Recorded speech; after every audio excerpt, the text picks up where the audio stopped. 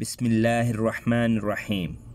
अस्सलाम वालेकुम नाज़रीन। जब सफ़र हज के लिए ऊँटों की जगह गाड़ियों ने ले ली।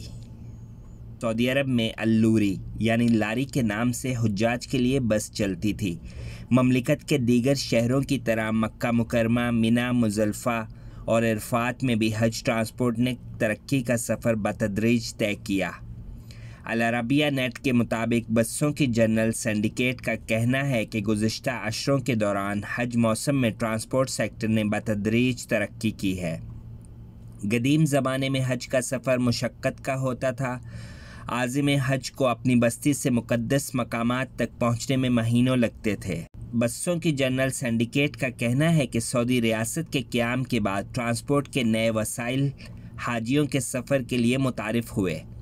1924 में सफ़र हज के लिए ऊँटों की जगह गाड़ियों ने ली। कदीम ज़माने में ज़ायरीन को ऊँटों से हज मुकामात पर लाने और ले जाने का काम लिया जाता था। जो लोग ये इंतज़ाम करते थे वो अल-मखरूजून और अल-मकूमून कहलाते थे। अल-मखरूजून सामान चढ़ाने, उतारने और हाजियों को ऊँटों पर बिठाने उतारने का काम किया करते थे। इनका दायरा कार मक्का तक महदूद होता था। एक और ग्रुप होता था जो अल-मकूमून कहलाता था। इसकी ज़िम्मेदारी हाजियों को हज मुकामात आने जाने के लिए सवारी मुहैया करने की होती थी। ये लोग हाजियों के साथ जद्दा और मदीना में भी जाया करते थे। ये निज़ाम 1945 में ख़त्म हो गया। सऊदी अरब ने पहली बार 1948 में बसों की जनरल सिंडिकेट कायम की। 4 बरस तक इसका सिलसिला जारी रहा। फिर मार्च 1953 में शाह अब्दुल अज़ीज़ ने बसों की जनरल सिंडिकेट 2 के क़याम का फरमान जारी किया। इसका इंतज़ाम रेडियो और हज इदारे को दिया गया। इसकी निगरानी वज़ारत हज व उम्रा को दी गई। बसों की जनरल सिंडिकेट हज ट्रांसपोर्ट प्लान के निफाज में अहम किरदार अदा करती है। सिंडिकेट हाजियों के ट्रांसपोर्ट के लिए अनोव इक़साम की बसों का इंतज़ाम करती है। शुरुआत लारी से की गई थी जिससे सामान मुंतकिल किया जाता था। फिर स्कूल बसों से काम लिया जाने लगा।